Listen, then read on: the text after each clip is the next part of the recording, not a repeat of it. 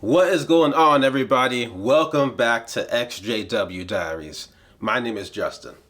So I have already made some videos talking about fading, at least a couple. I've made some videos and some interviews talking about disfellowshipping. But one thing I haven't really talked too much about on this channel is disassociation. So I wanted to put this video out there to talk about my experience with disassociation, get a little personal for a second, and talk about why I decided to do it and how it went for me. So I know there's new people waking up every single day, and that's another reason that I wanted to make this video, because I know some of those people are a little bit confused about which exit strategy to take. Do I fade out and have to deal with the stress of that? Still have to go to meetings, still having to go out in service, having to fake like I'm a witness, but you get the benefit, at least the possible benefit, of maintaining your relationship with your friends and family. Or maybe you've already been disfellowshipped. Maybe you just want to keep it there. Or do you take the disassociation route that we're going to talk about today? So for those that don't know, and it's completely understandable if you don't know, because as a witness, you're not looking to leave, so you aren't going to know how to leave. So this is how the disassociation process, at least the official process, typically goes. So it starts out with you writing a letter, either to the branch or to your local congregation. And in this letter, you make it very, very clear that you no longer want to be a Jehovah's Witness. So once the letter is received, then you'll get a phone call from one of your elders at your local congregation, and they'll basically try to talk you out of it. And depending on how the elder is, it may turn into a big argument, or it may not. But either way, they're trying to get voice verification that you really don't want to be a Jehovah's Witness anymore. Now, once they get that verification, at the next midweek meeting, then they will announce it. Just like a disfellowshipping announcement, they'll say your name, then they'll say those 7 words.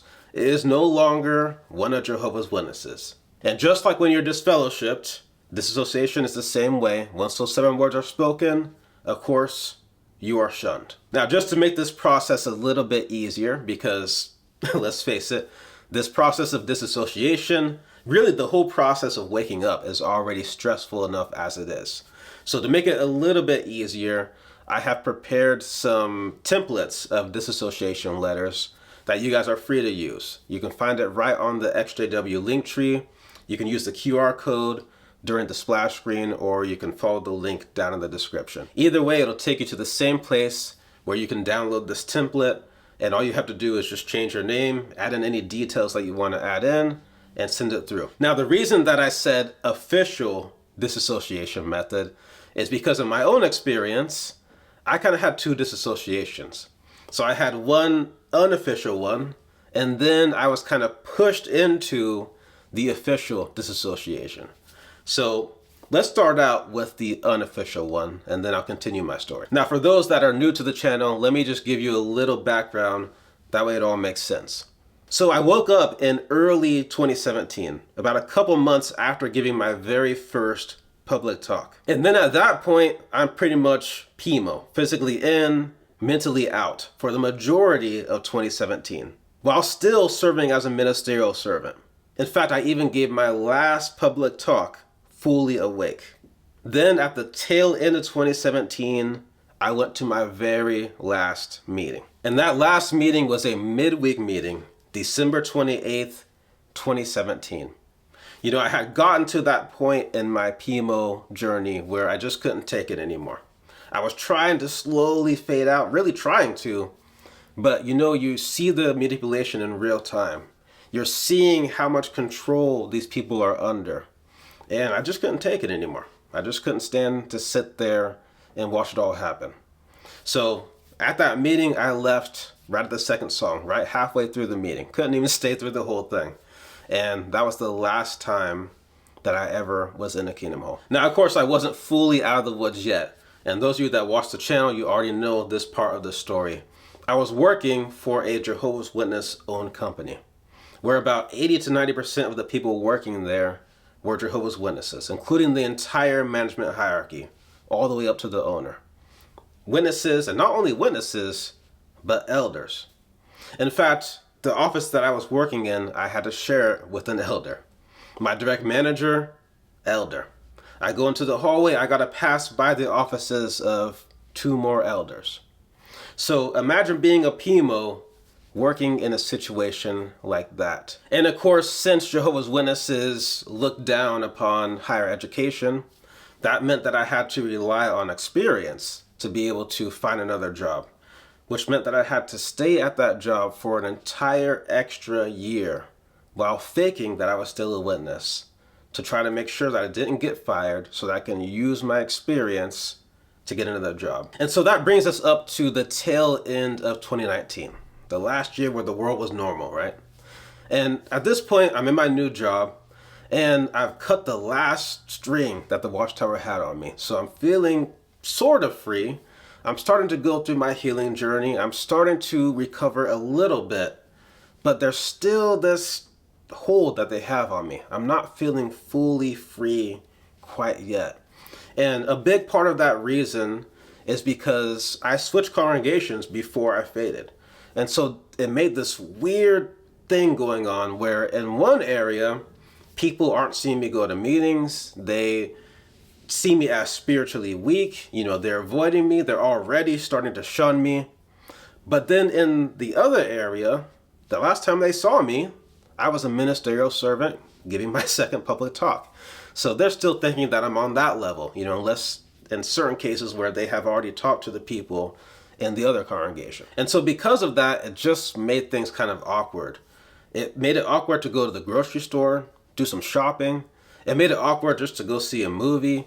It made it awkward just to do pretty much anything in my own town. And I hated that feeling. I hated the feeling of being afraid to run into a Jehovah's Witness, because here's the witnesses on one side that are, when they see me, they're going to be asking me, how's my meetings going? How's my new congregation going?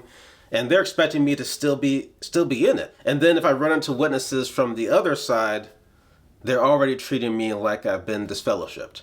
And of course, when you leave the witnesses, now you've got more freedom to explore yourself. You got more freedom to grow into who you really are. You got more freedom to do things that you may have always wanted to do.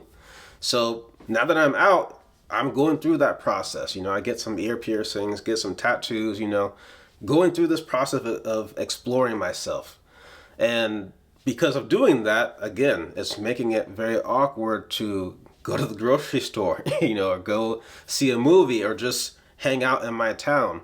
Because again, there's this fear and anxiety that I had in me of running into a Jehovah's Witness.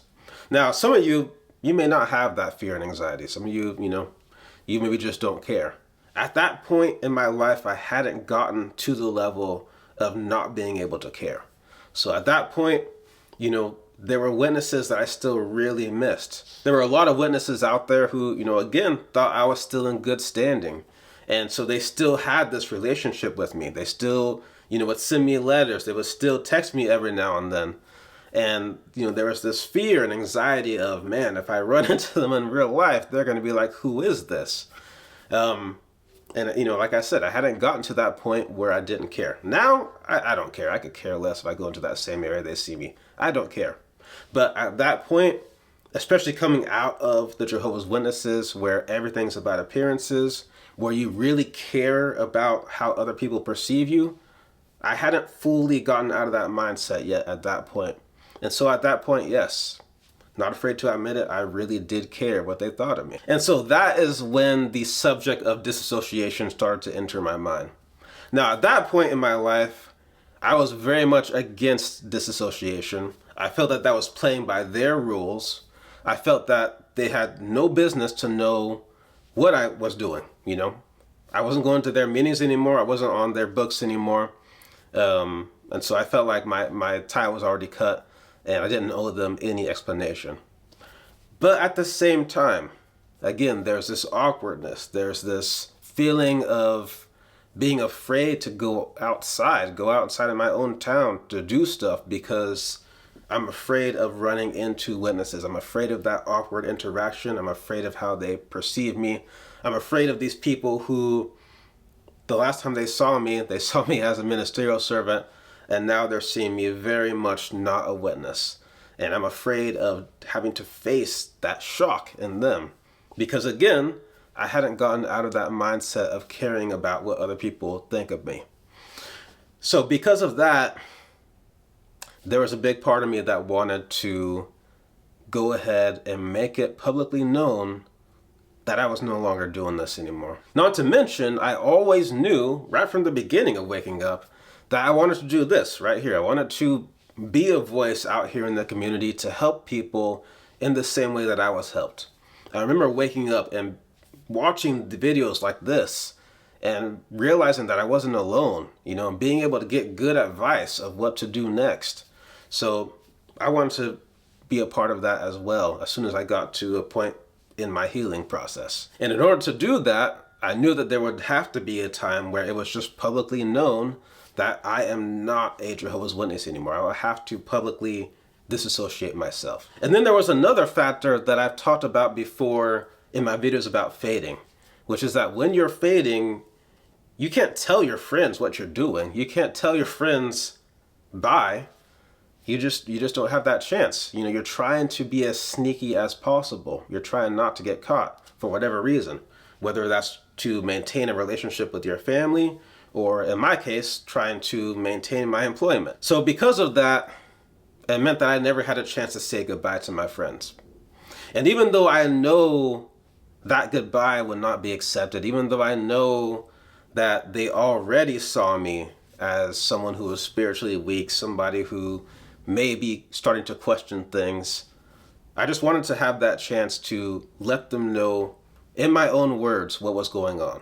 Because I knew it had to be weird for them that here on September 27th, 2017, we see Justin on stage giving a public talk. He's a ministerial servant. And then he switches congregations and he comes less and less and less.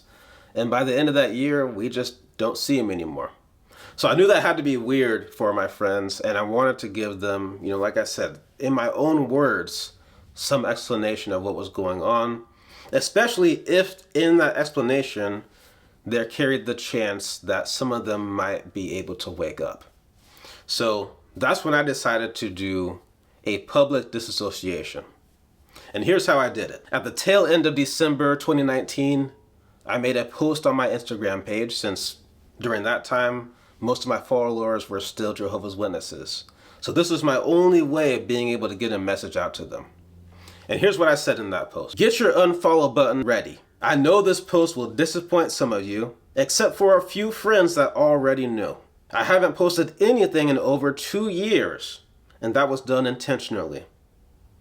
2 years ago, I went to my last Jehovah's Witness meeting. The reasons for me distancing myself from the religion are far too many to list. All Jehovah's Witnesses know the rules about not reading anything that goes against the organization, so I won't say anything here. Just know that I researched and prayed about it for 3 years and followed all the lawsuits. And what I found was enough for me to want to step down from being a ministerial servant, risk losing all of my Jehovah's Witness friends, and risk losing my job at a JW-owned company. With no meetings, I realized that the Jehovah's Witness environment was also very emotionally toxic for me and caused me to become deeply depressed for 10 plus years. I became very shy, quiet, judgmental, and selfish. Luckily, in the last 3 years, I have rebuilt myself into a person that I can never dream of being before. The old Justin is dead and gone, and the new me is better in every way. Hiding these feelings has not allowed me to truly move on. I stayed silent for over 3 years, even gave my last public talk for the sake of my job, but no need to keep hiding. I know this post officially means all active Jehovah's Witnesses must shun me. I know I'll be called an apostate, and that's okay. However, I truly do wish you all love and happiness. When my name is announced, please know that it was my choice to leave. I did not get disfellowshipped. I know there are many others who know what I know, but remain hidden for their fear of being shunned by their families, and my heart goes out to all of you. I'm here for you if you need support. Please consider this post my official resignation as a Jehovah's Witness. Enough is enough. I do not stand with any religion that uses fear, guilt, and shunning as a way to control. I will not support any organization that does not protect children and women from abuse. To all of my old Jehovah's Witness friends, I wish you the best. As for the leaders of the Watchtower, fuck you so very, very much for wasting years of my life. Now, of course, right after that was posted, all of my Jehovah's Witness friends all blocked me at the same time. Of course, as they would. And, it didn't feel good, even though I knew it was coming. It doesn't feel good to be, mass shunned like that. But, again, I knew it was coming. But, out of that, I did have some good things happen. I did have a chance to speak to a few of my friends who called me up. They saw the post and they wanted to know directly from me what was going on. And I tell you, it's very interesting. If you would have told me back when I was first waking up that I would have the chance to speak to some of my Jehovah's Witness friends one last time before I leave, you would think that I would use that time to try to wake them up. But instead, I used that time to really show those friends how much I appreciated their friendship, how much I really enjoyed having them in my life. I felt that that was a lot better use of my time, showing these people real, genuine love, letting them know that I would be there for them for whatever. They just gotta call me. Even though they have to shun me, I was still gonna be there for them. I really felt that that was important to show them rather than the conditional love that they were showing me. So that was definitely worth it for me, just to have that chance to say goodbye to those people. Now, another thing that happened at the same time is when I posted that post on Instagram, I also posted it on Reddit, because Reddit was where I woke up from. That's where it all got started. So I wanted to post on Reddit to show that I have now gotten to the completion point. I have now gotten to the point where I don't care anymore, and I'm making it public that I'm no longer one of Jehovah's Witnesses. And right when I made that post on Reddit, as all of my old Jehovah's Witnesses were blocking me, now I had all these EXJW friends following me.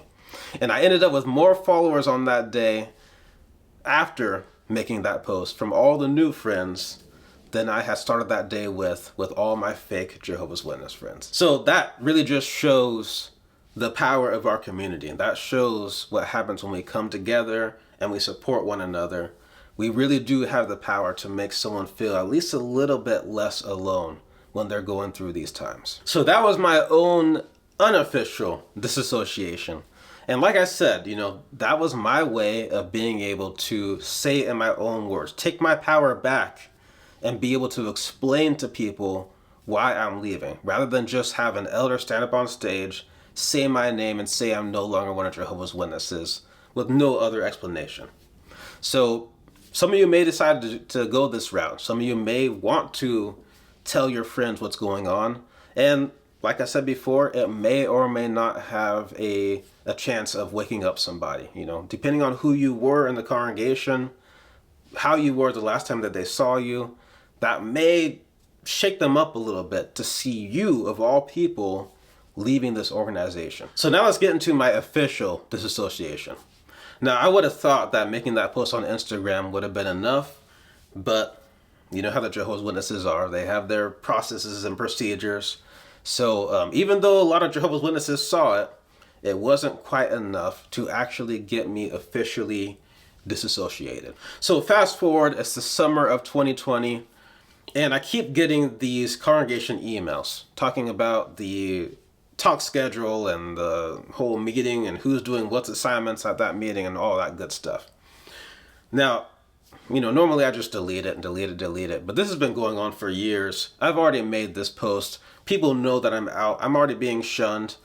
So, at this point, I don't care. So I decide to email the elder and let him know that, hey, you don't have to have me on this email list anymore.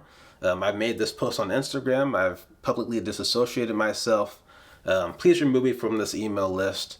and have a good rest of your day, right?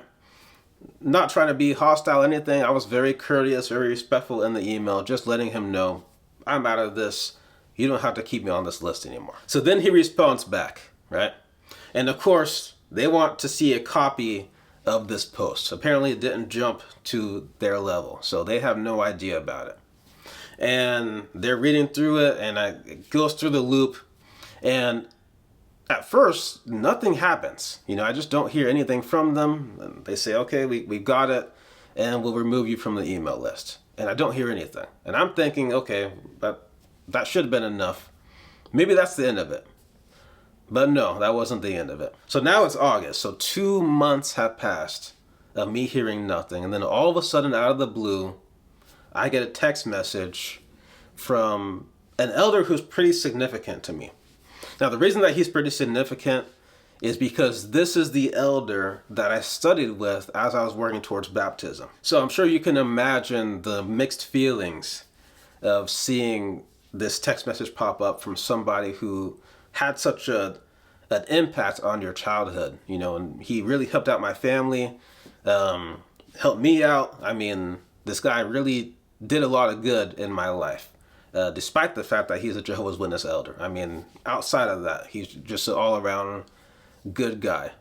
So I get this text message. He wants me to call him up. He said he saw the post, and now this is basically getting to the stage where they need that voice verification. They really want to make sure that I'm serious about leaving the Jehovah's Witness. Now, much like my phone call with my friends on the day that I made that Instagram post, this phone call with this elder went a lot different than I would have expected it. Really showed me a lot about myself and how much I had grown and healed since, pausing going to meetings. Now, again, if you would have asked me back when I was first waking up, what I would do, what I would say if I had one last chance to speak to an elder before fully leaving the witnesses, what would I say? And that point in my life, I would have thought that I would have pulled out JWFacts.com and really tried to shake this elder up. But that's not what I did. And this really shows that you don't have to be mean to these people. It really shows that you can get to a point where you can rise above them. The way that they look at people, the way that they treat people, you can rise above that. And that's what happened for me.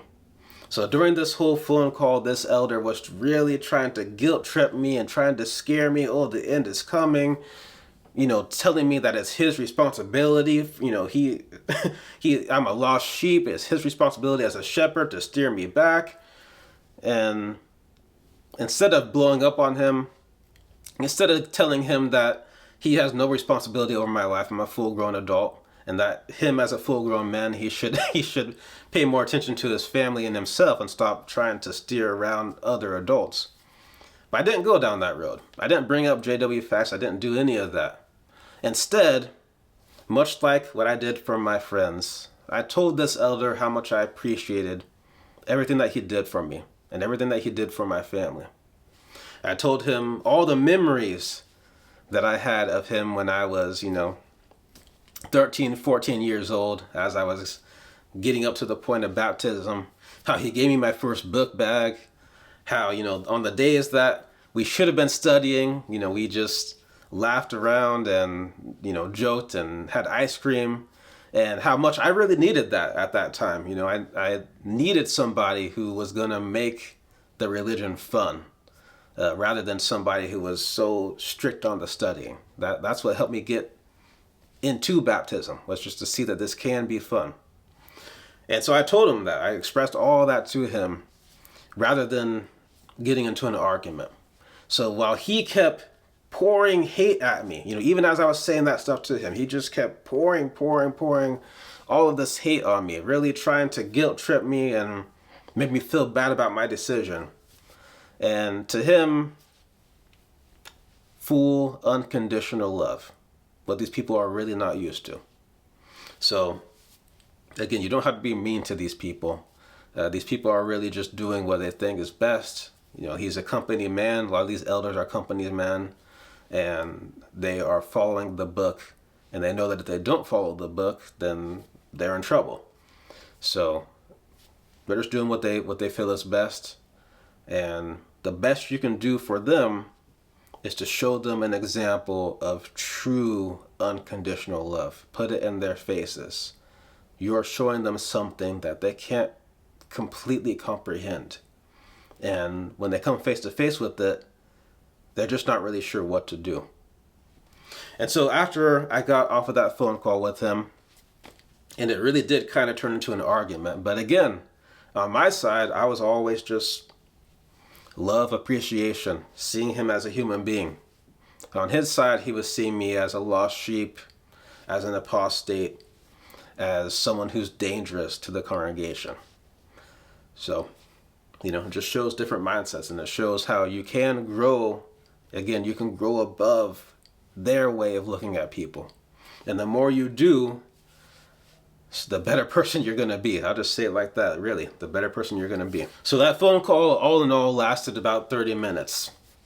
So if you go this disassociation route, you got to really be firm in your decision to leave. You got to really be firm, because these people will drill you. They will try to convince you any way that they know how to talk you out of it. But yeah, mine lasted about 30 minutes. By the time I got off the phone, I was sweating. I mean, that's, even though I had been away from it all for years, just to hear it, and just to be reminded of how much control these people think that they have over you, it just brought me down, really brought me down that day. But anyways, later on that evening, I get a text message from him saying that the deed is done, that my name has been announced, and I'm no longer one of Jehovah's Witnesses. And he says, I hope you're happy. And I'll tell you what, I am happy. I actually am happy. How about that? So, these people expect you to be miserable when you leave. I have unlocked a level of happiness in my life that I did not know existed. Even when things are going crazy, and having to go through finding a new job and stuff after getting laid off, and having to heal and stuff after leaving. And yet I'm still at a much happier place than I was at any time when I was a witness. So that is my experience, my kind of two-sided experience of going through the process of disassociating. And, just like fading isn't for everybody, disassociating isn't for everybody. You got to decide for yourself, what you want your exit strategy to be and what you're going to put up with. The fading process may have a chance of saving your relationship with your family, but it's a very long process. You got to go through the stress. You got to still go to meetings and whatnot. Whereas disassociation is more like ripping off the Band-Aid, but that's not going to be appropriate for everybody. Some people, ripping off that Band-Aid might give them more stress and more heartache than the entire fading process. So yeah, just do what's best for you. People are going to have their opinions, but you got to decide what's best for you, because we're all different. So one thing I can say for myself is that when that disassociation process was done, there was this sense of relief that I was not able to get even after going to my last meeting. There was this sense of freedom, the sense of the last cord being cut, this cord that I didn't know was there, that I was not able to get otherwise. And since that cord has been cut, I tell you, my healing process, my growth process has all taken off. So, who knows? If it's gonna help you get to the next level, then it might be worth it for you. Unlike fading, and even unlike disfellowshipping, disassociation gives you complete and official closure. You are not on their books anymore. When they put out their yearly, numbers, you are not going to appear in those numbers anymore. And so if that is something that matters to you, this may be the route to go. If it doesn't matter to you, hey, it is what it is. But there is something psychological about seeing those numbers and knowing that you are one of those people. And there's something freeing when you see those numbers and you know that you are not in there. So hopefully this video has helped some of you out and helped you to understand what disassociation is all about and the steps that you have to go through to get that announcement done and over with. And hopefully this helps you to see whether or not that actually matters to you, you know. For some people, it may matter. For others, it may not. Or maybe you're like me, who at first you thought it doesn't matter. At first you thought, you know, I don't care about that. I'm not playing by their rules. And then later on, you realize, you know, it actually matters more than I thought. And it gives me this feeling of freedom, and it removes a ceiling that I didn't know was there before. So do what's best for you. But with that, I want to thank you so much for watching. Thank you so much for your time. Stay tuned. I got plenty more on the way, and I'll catch you in the next one. Peace.